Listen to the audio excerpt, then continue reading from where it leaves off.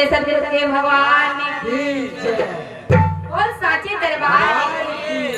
प्रेत जब बन गया तो इधर उधर आत्माएं भटकने लगी कि कैसे मुझे शांति मिलेगा, क्योंकि मरने के बाद भी चैन नहीं मिलता है मेरे भाई बहन। ये आत्मा बहुत भटकते, शांति चाहते, शांति। जब लोग मर जाते हैं लोग क्या करते हैं, सब लोग प्रार्थना करते हैं कि भगवान ईश्वर उनकी आत्मा को शांति क्या दे, शांति। जीते जी भी शांति चाहता है और मरने के बाद भी शांति चाहता है, लेकिन वही शांति को जब जीते जी इंसान को समझाया जाता है तो सब बकवास नजर आता है। क्या आता है, बकवास। शांति चाहते हैं लोग, शांति। इसलिए कबीरदास जी ने बहुत ही सुंदर बात कहे हैं कि जीते जी समझे नहीं, अमुआ न कहे संदेह, और तन मन से परिचय नहीं, ताको क्या उपदेश कबीरा, ताको क्या उपदेश। क्या कहे, जीते जी समझे नहीं, अमुआ न कहे संदेश। जब इंसान जिंदा रहता है उसी बात को समझाया जाता है, और मरने के बाद में तुम सब कुछ देख रहे हो, समझ रहे हो, फिर भी तुम्हारा बात कौन सुनने के लिए खड़ा है। मरा आदमी क्या संदेश देगा किसी को, और कौन समझेगा। जिसको अपना शरीर का शुद्ध नहीं, उसको क्या उपदेश दिया जाए। इसलिए कहते जीते जी समझो, जीते जी उस सत्य को जानो जिसको मरने के बाद हम कहते हैं राम नाम सत्य है, और सबकी यही गत है।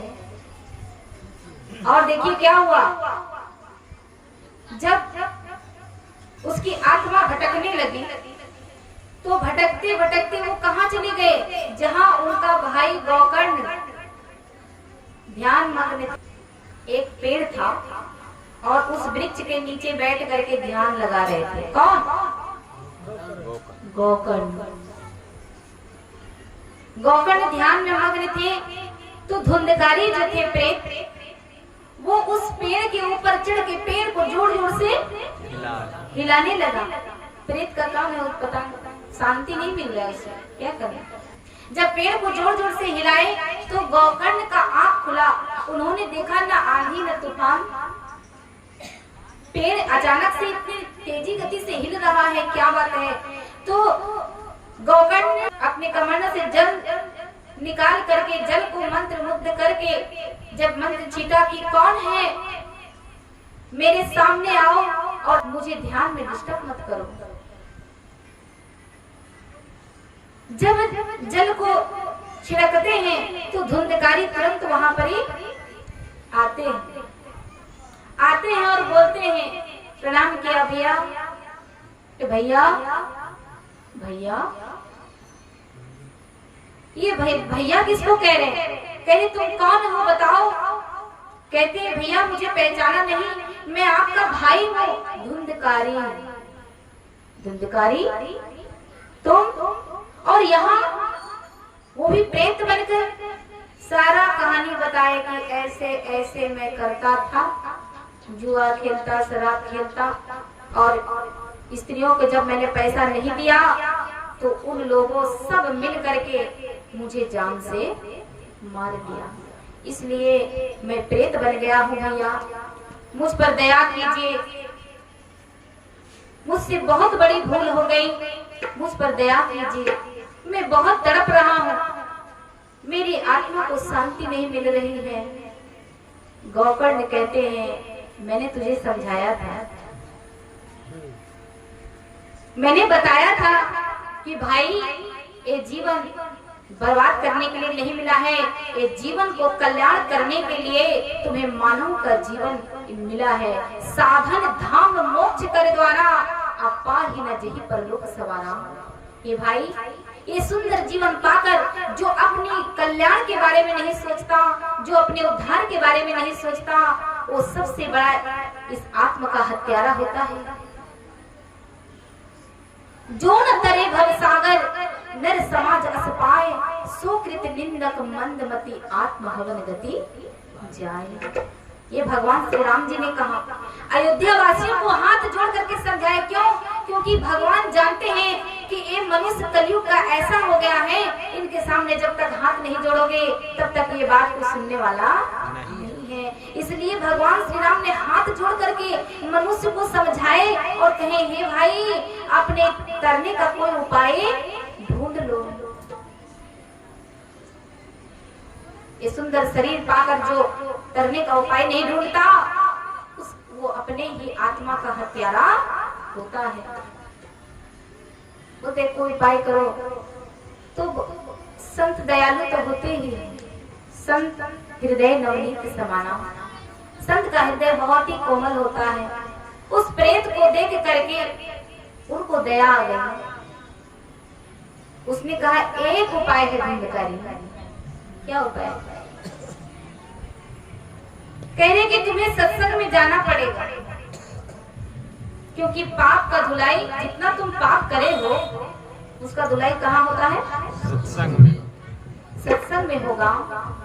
अभी से लेकर के 7 दिन मैं लगातार सत्संग करूंगा, और इस सत्संग में तुम 7 दिन बैठना, और उसके बाद मैं ज्ञान उपदेश करूंगा।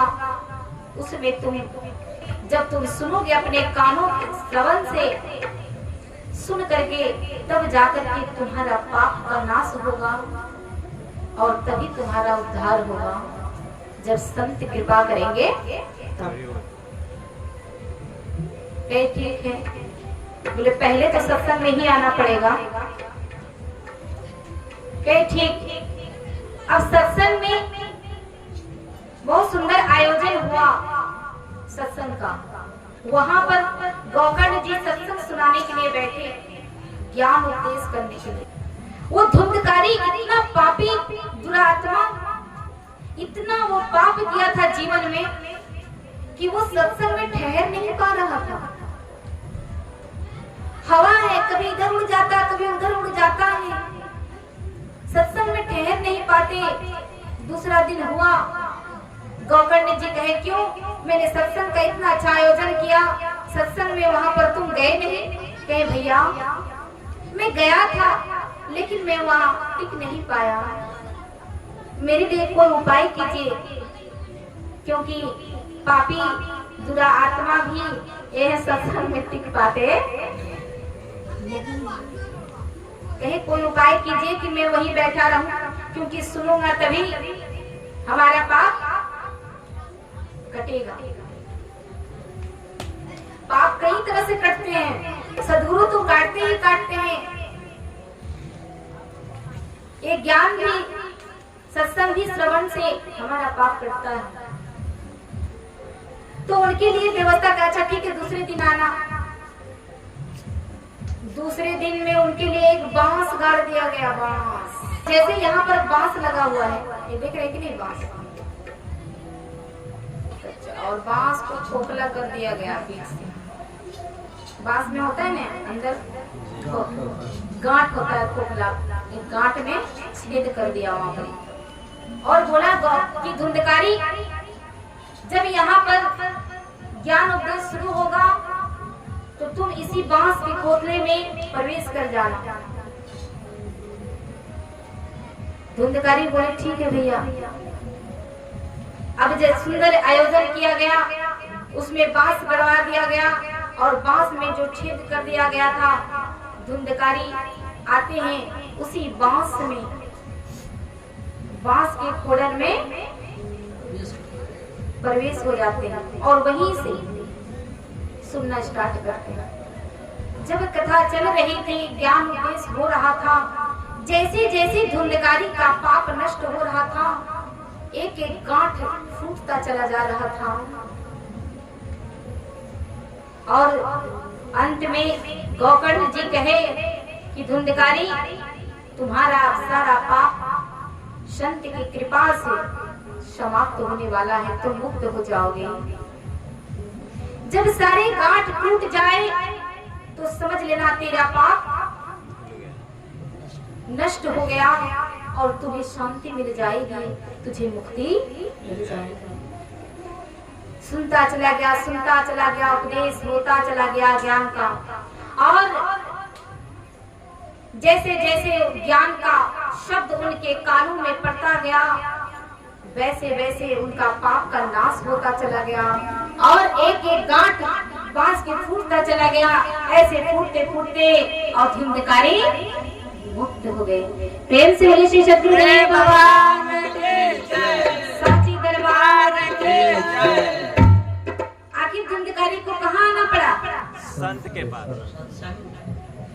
जिंदा नहीं आए तो मरने के बाद प्रेत बन के जी आना पड़ेगा। इसीलिए कहते हैं जीते जी संत के शरण में आओ, क्योंकि मुक्ति का वही एक रास्ता है। हम लोग कहते हैं ध्यान मूलम गुरु मूर्ति, पूजा मूलम गुरु पादुकाम, मंत्र मूलम गुरु वाक्यम और मोक्ष मूलम। देखिए क्या शब्द लगा है, गुरु कृपा, यानी बिना गुरु कृपा के हमारा मोक्ष हो सकता। अगर लिखना होता, महापुरुष लिख दिए होते कि मोक्ष मूलम शंकर कृपा, मोक्ष मूलम दुर्गा कृपा, मोक्ष मूलम गणेश कृपा, अरे देवी देवता कृपा कुछ तो लिख दिए होते, पर ऐसा नहीं लिखा गया। क्या लिखा गया कि मोक्ष मूलम गुरु कृपा। मूल किसको कहते हैं? जड़ को कहते हैं। मोक्ष का जड़ है गुरु कृपा, और जब तक उसकी कृपा नहीं होगी तब तक हमको मोक्ष मिलने वाले नहीं है, शांति नहीं मिलने वाला, हमारा उद्धार नहीं होने वाला।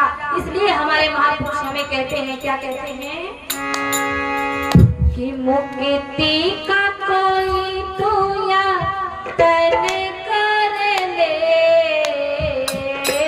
मुक्ति का कोई तो या तन कर ले, रोज थोड़ा थोड़ा हरि का भजन कर ले, रोज थोड़ा थोड़ा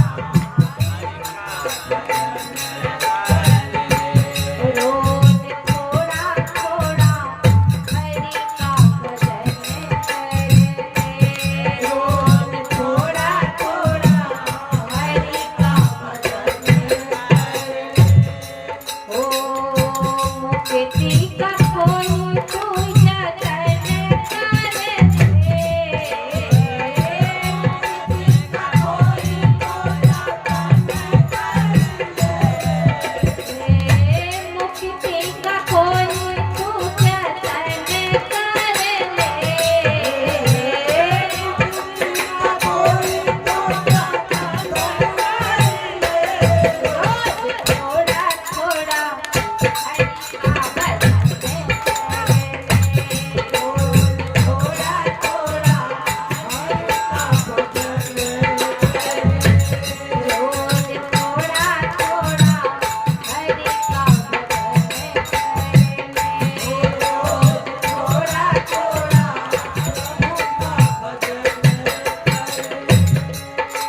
देखिए धुंधकारी का जो जीवन बिगड़ा, किसके कारण बिगड़ा? संगत के कारण। संगत उसने क्या पकड़ लिया? जुआ जुआरी के साथ रहने लगे, इसलिए उसका संगत बहुत खराब हो गया, इसलिए उसकी दुर्दशा हो गई। लेकिन गोकर्ण शुरू से बचपन से ही भगवान का ध्यान में मग्न हो गए, इसलिए गोकर्ण जी बहुत बड़े संत हो गए और अपना ही कल्याण नहीं, वो जगत का कल्याण करने के लिए बाहर निकल चुके हैं। इसीलिए हमारे महापुरुष कहते हैं क्या कि संगत करे अच्छे लोगों की, संगत करे संगत करे अच्छे लोगों की, संगत करे जब अच्छे लोग की संगत करोगे तो हर चीज का उपाय मिलेगा। दवा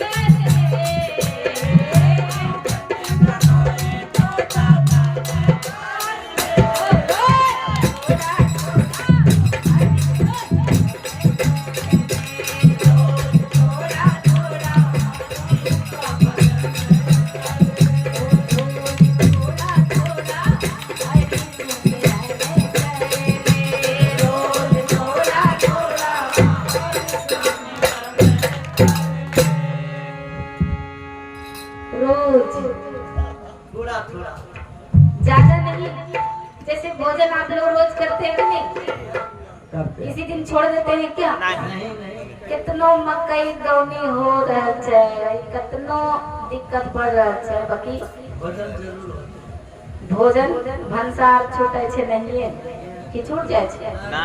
नहीं छूटे छे। वो छाकर मारल जब भोजन भंसार नहीं छूटे छे तो भजन केना छूट जाए छे? कम से कम ये तो सोचिए, भोजन और भजन, ध्यान दीजिएगा मेरे भाई बहन,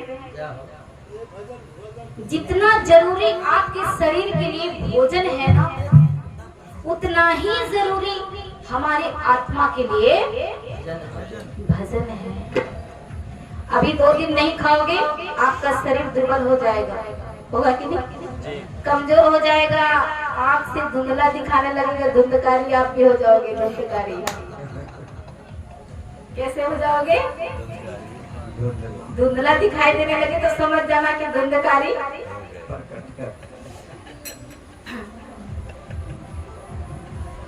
गिर जाओगे अगर और कुछ दिन नहीं खाओगे, मूर्छित हो जाओगे, चक्कर आके गिर जाओगे। 4 आदमी उठाने के लिए जाएंगे, कहीं क्या हुआ भाई, बोले भोजन नहीं किए थे इसलिए गिर गए। कमजोर हो जाते हो आप, चलने के लायक नहीं रहते हो। और ठीक इसी तरह अगर आत्मा को आपने भजन नहीं दिया, उनका खुराक भजन है आत्मा का, तो आत्मा भी ऐसे धीरे धीरे बहुत कमजोर हो जाती है।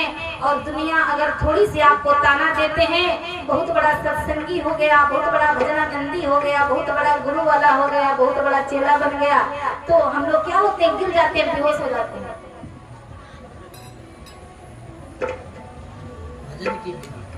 किसके बिना उठाते, क्या हुआ भाई, पता चला आत्मा का खुराक ही नहीं मिल रहा है, तो गिरोगे ही, मरोगे।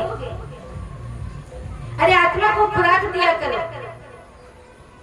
ये बात जिस दिन आपको समझ में आ जाएगी कि जितना जरूरी हमारे शरीर को चलाने के लिए भोजन है, उतना ही नहीं, उससे कई गुना अधिक जरूरी हमारे आत्मा को मजबूत बनाने के लिए भजन भी बहुत जरूरी है। इसीलिए कहते हैं थोड़ा थोड़ा रोज, थोड़ा थोड़ा। यहाँ अगर रोज एक के दिन में तो आघात नहीं हो, अगर रोज थोड़ा थोड़ा कहेंगे भजन होने लगे तो पता चला ये रोज रोज क्या तमाशा लगा दिया, रोज रोज